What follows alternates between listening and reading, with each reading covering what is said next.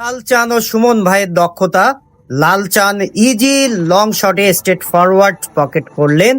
লালচাঁদ এবং সুমন ভাইয়ের team, লালচাঁদের team, দেখা যাক কারা উইন করে এই ম্যাচে।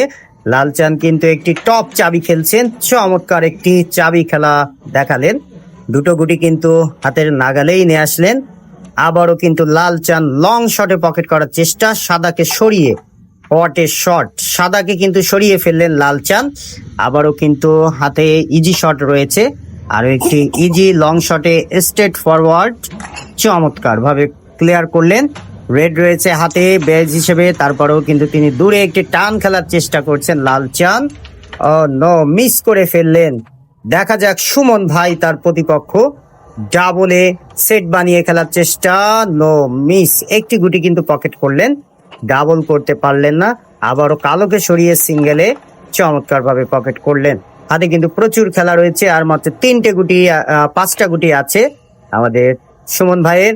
আবারও লং শটে রেড সহ নো মিস।